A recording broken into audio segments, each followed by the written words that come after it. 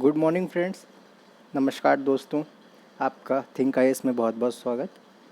पिछले अध्याय में हमने दिल्ली सल्तनत के सुल्तानों की चर्चा की थी। अब हम उसके स्थानीय प्रशासन की चर्चा करेंगे। इस पार्ट में हम दिल्ली सल्तनत का कैसा स्थानीय प्रशासन था उसकी चर्चा करेंगे। तुर्कों ने जब देश को जीता तो इसे अनेक भागों में बांटा, जिनको एकता कहते थे। इन्हें प्रमुख तुर्क अमीरों के बीच बांट दिया जाता था। इनके धारकों को मुक्ति या वली कहते थे। बाद में यही भूखंड प्रांत सूबे बन गए। कहते हैं कि मोहम्मद तुगलक के काल में 24 सूबे थे, जो दक्षिण में माबर तमिल देश तक फैले हुए थे। आरंभ में मुक्ति लगभग स्वतंत्र होते थे। उनसे अपने भूभाग में कानून व्यवस्था बनाए रखने और सरकार को देय मालगुजारी वसूल करने की अपेक्षा की जाती थी। वसूली के धन से सैनिकों को वेतन देने के बाद बकाया रकम वह अपने पास रख सकता था। जब केंद्र सरकार की शक्ति और उसके अनुभव में वृद्धि हुई तो वह मुक्तियों पर अधिक नियंत्रण रखने लगी। उसने वास्तविक आय का आकलन करने तथा सैनिकों और मुक्तियों का नकद वेतन तय करने की भी कोशिश की।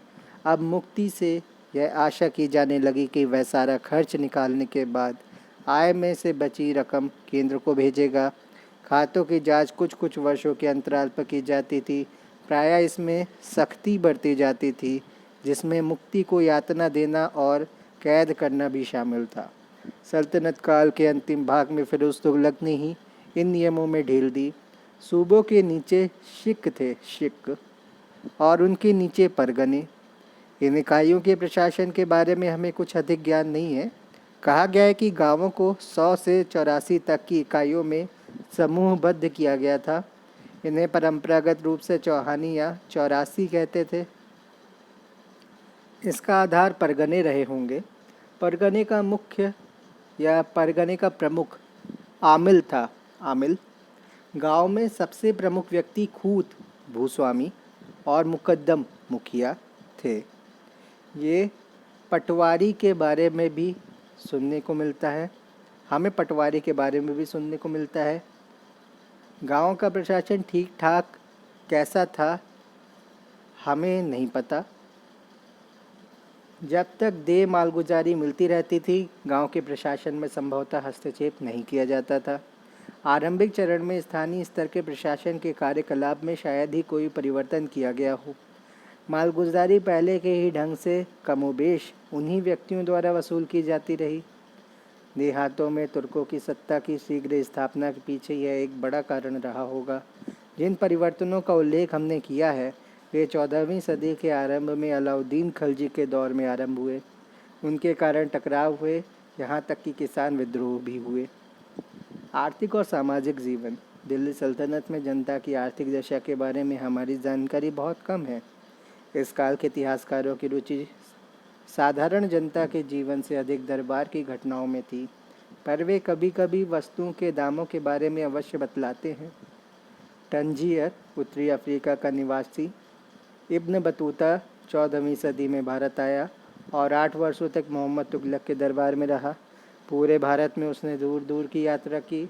उसने फल फूलों और जड़ी बूटियों समेत देश की पैदावारों का, सड़कों की दशा और जनता के जीवन का एक बहुत रोचक विवरण छोड़ा। हमारे पास कुछ और वृत्तांत भी हैं। इन यात्रियों ने जिन अनाजों और अन्य फलों और फूलों का जिक्र किया है उनसे हम परिचित हैं। पूरब और दक्षिण में गन्ने और चावल की तथा उत्तर में गेहूं, तिलहन आदि की पैदावार होती थी। इब्न बतूता कहता है कि भारत की मिट्टी इतनी उपजाऊ है कि साल में 2 फसलें पैदा कर सकती है तथा धान साल में 3 बार बोया जाता है। तिल, नील और कपास की भी खेती होती थी। जो तेल पेराई, गुड़ बनाना, कपड़ों की बुनाई और रंगाई आदि अनेक ग्रामीण उद्योगों के आधार थे। किसान और ग्रामीण अभिजात। किसान और ग्रामीण अभिजात पहले की तरह आबादी में विशाल बहुमत किसानों का था। वे कड़ी मेहनत करते और मुश्किल से 2 जून की रोटी पाते थे। देश के विभिन्न भागों में अकाल और युद्ध किसानों की मुश्किलें बढ़ाते रहते थे। सभी किसान कठिनाइयों से गुजारा करने में या करने वालों में नहीं थे।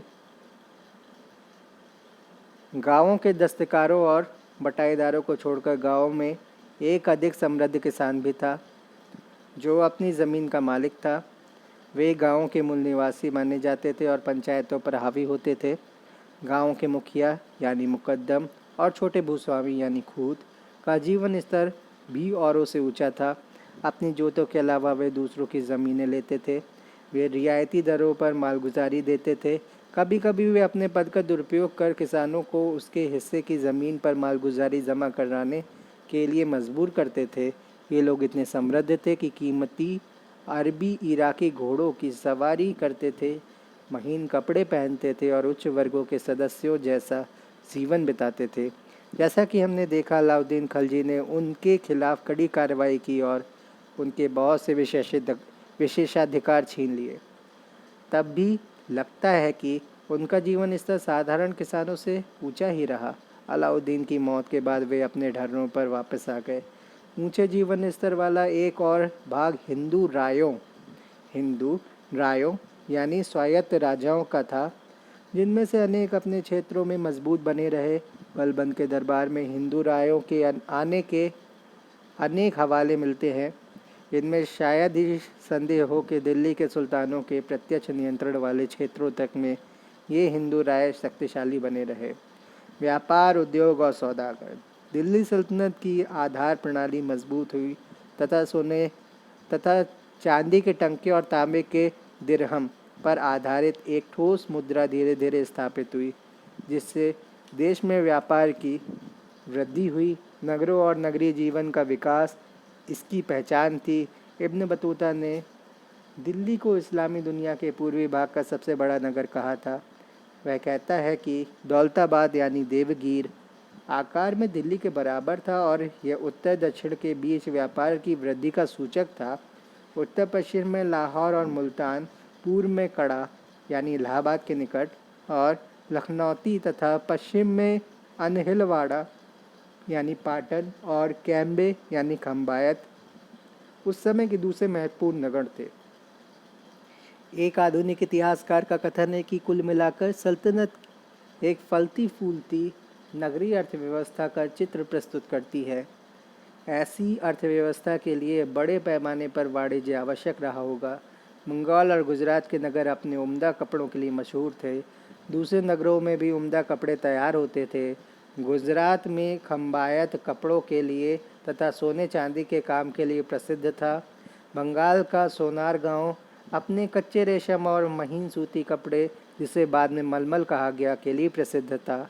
भारत दूसरी बहुत सी दस्तकारियों के लिए भी मशहूर था, जैसे चमड़े का काम, धातु का काम, कालीन साजी, फर्नीचर समेत लकड़ी का काम, पत्थर की कटाई यानी संगत राशि आदि। तुर्कों ने कुछ नई दस्तकारियाँ भी शुरू की, जिनमें कागज़ का उत्पादन शामिल था। कागज़ बनाने की कला चीनी लोग दूसरी सदी में ही जान चुके थे। अरब जगत 5वीं सदी में इससे अवगत हुआ और यूरोप में यह कला 15वीं सदी में ही जाकर पहुंची।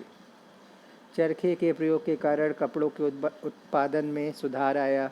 धुनकी के द्वारा कपास को जल्द और बेहतर ढंग से साफ किया जा सकता था, पर इसमें शायद ही कोई शक हो कि सबसे अधिक महत्व भारतीय दस्तकारों के कौशल का था। लाल सागर और फारस की खाड़ी के किनारे पर बसे देशों के व्यापार में भारतीय कपड़े पहले ही अपना स्थान बना चुके थे। इस काल में भारतीय कपड़े चीन में भी पहुँचे, जहाँ उनको रेशम से अधिक मूल्यवान माना गया। पश्चिम एशिया से भारत उच्च कोटि के कपड़ों, साटन वगैरह, कांच के सामानों और निसंदेह घोड़ों का आयात करता था। चीन से वह कच्चे रेशम और चीनी बर्तन का आयात करता था। भारतीय कपड़ों के बदले अफ्रीका से हाथी दांत और दक्षिण पूर्व एशिया से मसालों का आयात होता था। चूँकि व्यापार का संतुलन भारत के पक्ष में था, इसलिए पूर्व और पश्चिम दोनों तरफ के देशों से भारत में सोना और चांदी आते रहे। जल स्थल दोनों रास्तों से चलने वाला भारत का विदेश व्यापार सचमुच एक अंतर्राष्ट्रीय उद्यम था। हिंद महासागर क्षेत्र के व्यापार में वर्चस्व तो अरबों का था, पर वे भारतीय व्यापारियों को अर्थात हिंदू और मुस्लिम, तमिलों, कलिंगों और गुजरातियों को किसी भी तरह उससे बाहर ना कर सके। तटीय व्यापार और तटीय बंदरगाहों और उत्तर भारत के बीच का व्यापार मारवाड़ियों और गुजरातियों के हाथों में था, जिनमें बहुत सारे लोग जैनी थे, यानी जैन धर्म को मानने वाले थे।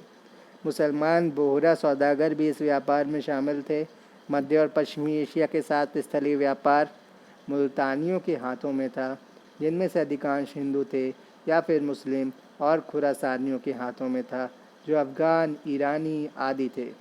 इनमें से अनेक सौदागर दिल्ली में बसे हुए थे।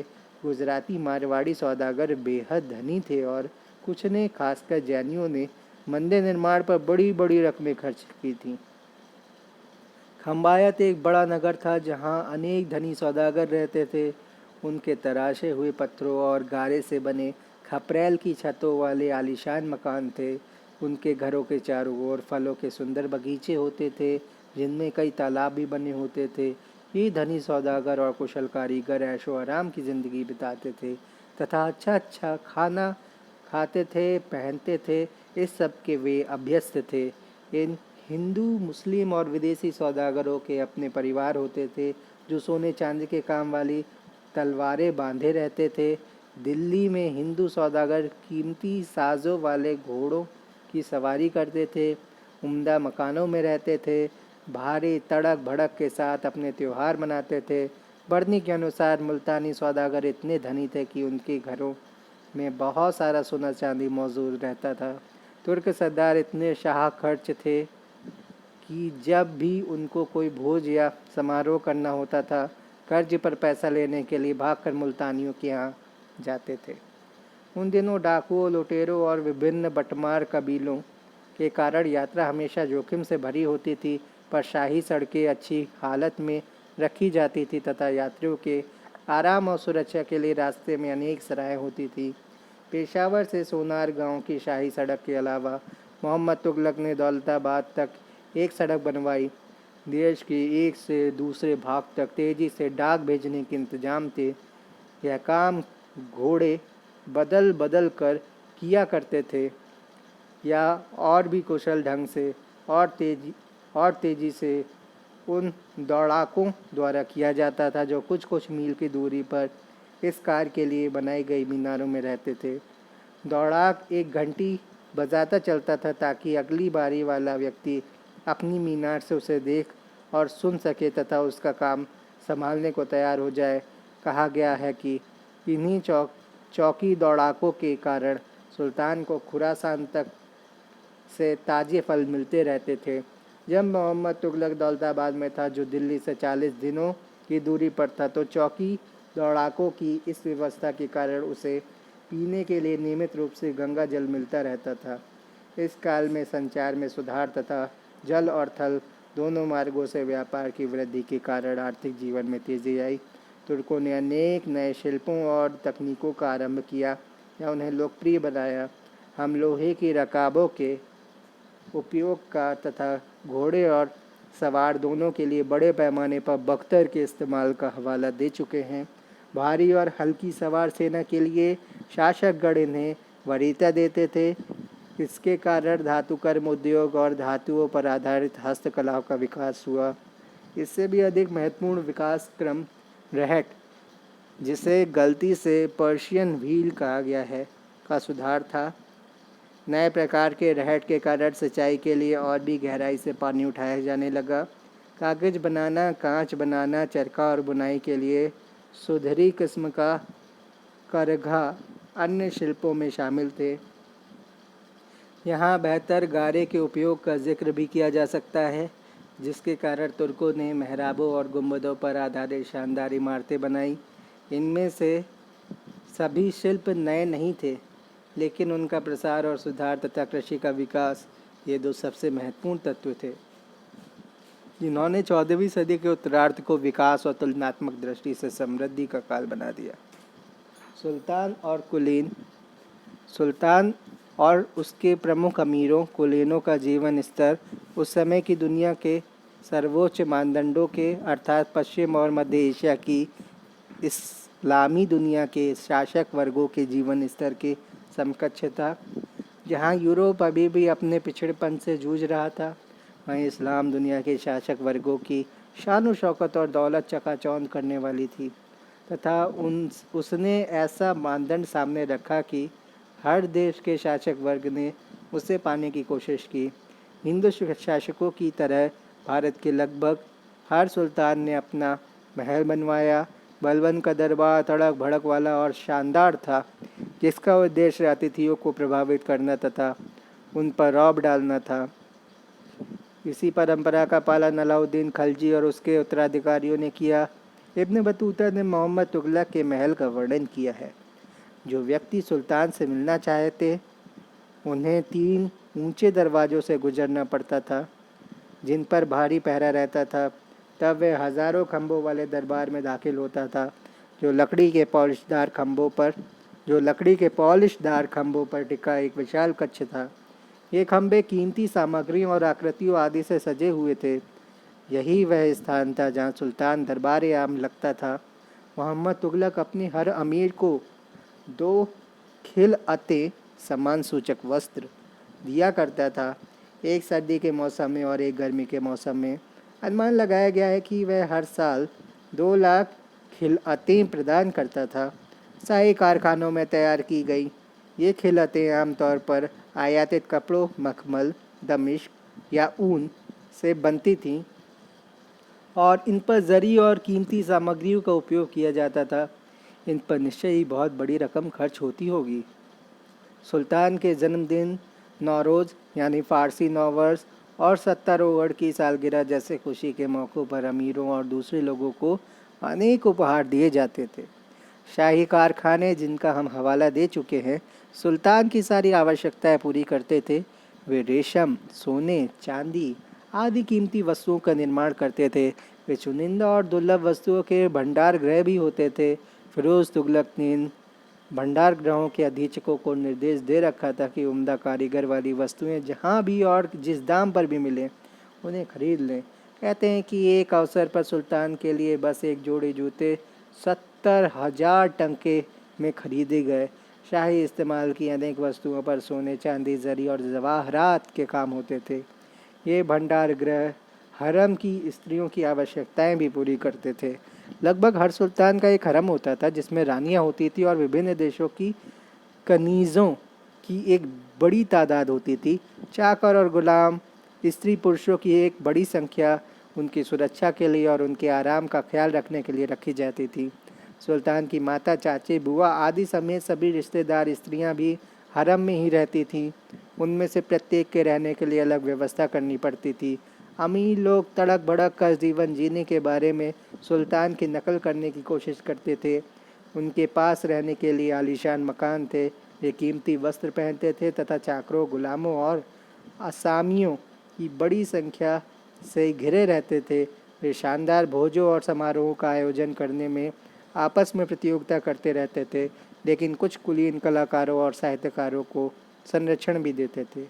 अलाउद्दीन ने सख्ती से अमीरों का दमन किया, पर ऐशो आराम वाली जीवन शैली उसके उत्तराधिकारियों के दौर में फिर से आरंभ हो गई। तुगलकों के दौर में कुलीन वर्गों की चांदी ही चांदी थी। साम्राज्य के तीव्र प्रसार के कारण मोहम्मद तुगलक द्वारा अमीरों को भारी वेतन और भत्ते दिए जाते थे। कहा गया है कि उसके वजीर की आमदनी पूरे इराक की आमदनी के बराबर थी। दूसरे प्रमुख मंत्री साल में 20,000 से 40,000 टंके पाते थे और मुख्य सद्र 60,000 टंके सालाना पा रहा था। मुख्य सद्र जो था वो 60,000 टंके सालाना पा रहा था। फिरोज़ तुगलक का वज़ीर खान जहाँ 15 लाख टंके पाता था। उसके बेटे और दामाद, जिनकी संख्या भी बहुत बड़ी थी, अलग से भत्ते पाते थे। तुगलक दौर में अनेक अमीरों ने उत्तराधिकार में भारी संपत्ति छोड़ी। उदाहरण के लिए बशीर, जो फिरोज़ का अरीज़ मुमालिक था, मरने के बाद 13 लाख टंके की धनराशि छोड़ गया। बशीर मूलतः सुल्तान का गुलाम था। इस आधार पर फिरोज़ ने उसकी संपत्ति का अधिकांश भाग जब्त कर लिया और बाकी उसके बेटों में बांट दिया। इसे कमोबेश एक अपवाद माना जा सकता है। आमतौर पर एक अमीर की संपत्ति सुरक्षित रहती थी और उसके बेटों को मिल जाती थी। यही वर्ग था जिसने ज़मीनें खरीदी और उन पर बाग, उपवन, बाजार आदि बनवाए। सुल्तान और उसके अमीर भारत में फलों की गुणवत्ता बढ़ाने में गहरी दिलचस्पी लेते थे। खासकर खरबूजों और अंगूरों की। कहते हैं कि फ़िरोज़ तुगलक ने दिल्ली के आसपास 1200 बगीचे लगवाए। इस तरह अभिजातों का एक नया वर्ग विकसित होने लगा, किंतु 15वीं सदी के आरंभिक काल में दिल्ली सल्तनत के विक्टर ने इस प्रवृत्ति पर रोक लगा दी। नगरी जीवन, दास, दस्तकार और अन्य। सल्तनत काल में नगरों और नगरी जीवन के पुनरुत्थान का हम पहले ही हवाला दे चुके हैं। तुर्क शासक वर्ग को नगरीय जीवन खास तौर पर पसंद था। अनेक नगर सैनिक मूलतः छावनियों के पास विकसित हुए जो सिपाहियों को खाद्य पदार्थों, वस्तुओं और सेवाओं की आपूर्ति करते थे। कालांतर में इन्हीं में से अनेक नगर सांस्कृतिक केंद्रों के रूप में विकसित हुए। मध्यकालीन नगरों की आबादी मिली जुली थी। इनमें अनेक कम स्थिति वाले अमीर, बड़ी संख्या में सरकारी कार्यालय चलाने वाले बाबू आदि होते थे। बड़ी संख्या में दुकानदार, दस्तकार, भिखारी आदि भी नगरीय आबादी में शामिल थे। स्पष्ट है कि बाबू और निचले सरकारी हाकिमों के पद उन्हीं लोगों को दिए जा सकते थे जो पढ़ लिख कर आगे आए थे या जो पढ़ लिख सकते थे। चूँकि अध्यापन कार्य अधिकतर मुसलमान धर्मशास्त्री उल्मा करते थे, उल्मा और ये निचले अधिकारी एक ही तरह सोचने और व्यवहार करने लगे। अधिकांश इतिहासकार इसी वर्ग से निकले और उनकी रचनाएं इसी वर्ग के मतों और पूर्वाग्रहों को प्रतिबिंबित करती हैं। भिखारियों की संख्या बहुत थी और वे जनसाधारण जनता की ही तरह हथियार बांधते थे, इसलिए वे कभी कभी कानून व्यवस्था के लिए समस्या खड़ी कर देते थे। नगरों में एक और बड़ा समूह दासों और घरेलू नौकरों का था। भारत में तथा पश्चिम एशिया में और यूरोप में भी लंबे समय से दास प्रथा चलती आ रही थी। हिंदू शास्त्रों में विभिन्न प्रकार के दासों की स्थिति का वर्णन किया गया है। स्वामी के घर में जन्मे, खरीदे हुए, जीते हुए और उत्तराधिकार में पाए हुए। अरबों ने भी दास प्रथा को अपनाया था और बाद में चलकर तुर्कों ने भी। युद्ध में बंदी बनाना दास पाने का सबसे आम ढंग होता था। एक युद्ध बंदी को दास बनाने को महाभारत काल में भी सामान्य कर्म माना गया है। भारत में और भारत से बाहर तुर्कों ने व्यापक रूप से इस ढंग को अपनाया।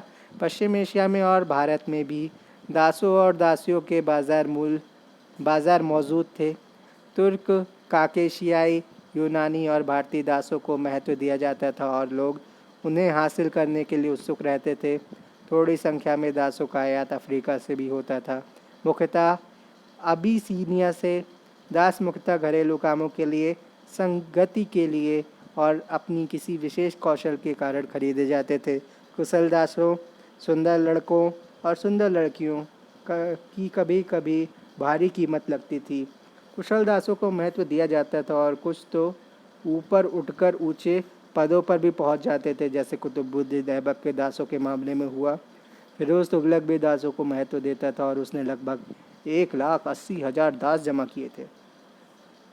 उसमें से अनेक तो हस्तशिल्पों में लगाए गए, जबकि शेष सुल्तान के निजी अंगरक्षक बने। लेकिन दासों की सबसे बड़ी संख्या का उपयोग निजी सेवाओं के लिए किया जाता था। ऐसे दासों के साथ कभी कभी कठोर व्यवहार किया जाता था। फिर भी कहा जा सकता है कि दास की हालत घरेलू नौकर से बेहतर होती थी, क्योंकि दास का स्वामी उसे भोजन और आवास देने के लिए बाध्य था, जबकि एक स्वतंत्र व्यक्ति भूखों भी मर सकता था। दासों को विवाह करने और कुछ व्यक्तिगत संपत्ति रखने का भी अधिकार था, पर यह बात तो व्यापक रूप से स्वीकार की जाती है कि दास प्रथा पतनकारी थी और हिंदू और मुसलमान दोनों में ही दास या दासी को मुक्त करना पुण्य का काम माना जाता था। सल्तनत काल में नगरवासियों के लिए खाद्य पदार्थ सामान्यतः सस्ते थे। हमने अलाउद्दीन खिलजी के काल में खाद्य पदार्थों के दामों का जिक्र किया है। उसके दौर में एक मन यानी लगभग 15 किलोग्राम गेहूँ, 7.5 जीतल का जौ 4 और चावल 5 जीतल का बिक रहा था, जबकि 48 जीतल चांदी के एक टंके के बराबर होता था। मोहम्मद तुगलक के दौर में कीमतें तेज़ी से चढ़ीं, पर फिरोज़ के दौर में गिरकर अलाउद्दीन वाले स्तर पर आ गईं। संभव है कि इसका कारण उसके शासनकाल में कृषि का प्रसार रहा हो। नगरों में जीवन यापन की लागत की गणना करना कठिन है। एक आधुनिक इतिहासकार ने अनुमान लगाया कि फिरोज़ के दौर में एक पुरुष, उसकी पत्नी, एक नौकर और एक या दो बच्चों पर आधारित एक परिवार 5 टंकों में 1 माह तक जीवन यापन कर सकता था। इस तरह एक निम्न सरकारी अधिकारी या सैनिक के लिए जीवन यापन का खर्च कम था।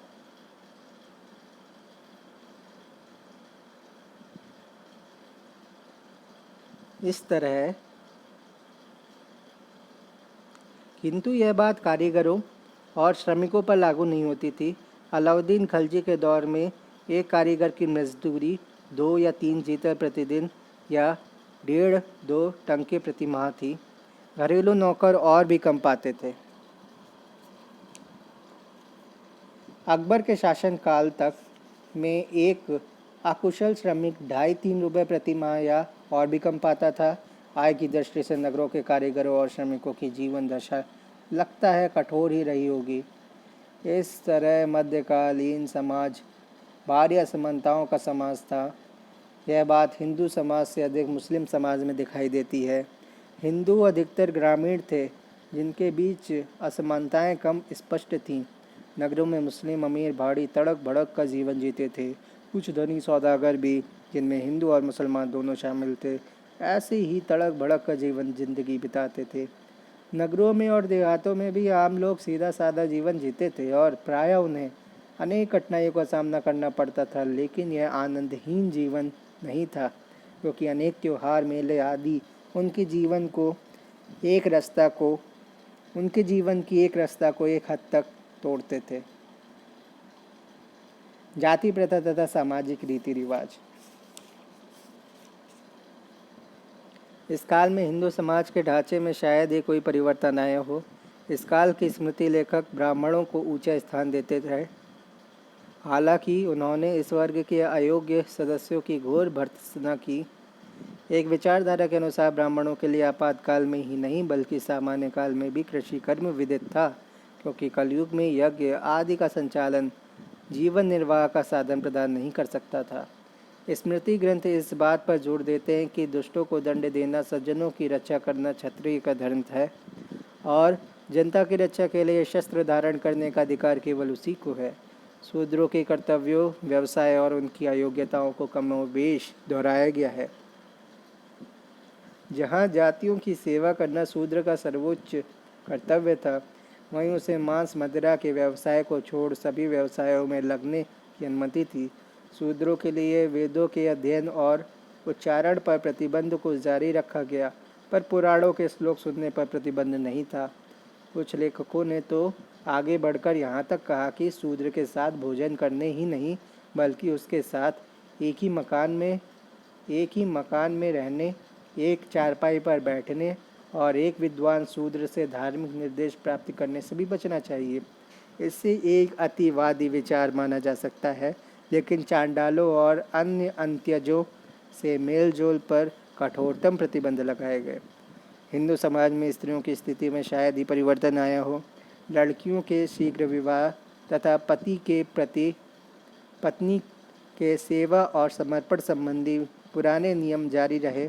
पत्नी को छोड़कर चले जाने, असाध्य रोग लग जाने आदि विशेष परिस्थितियों में विवाह विच्छेद की अनुमति थी, पर सभी स्मृतिकार इससे सहमत नहीं है।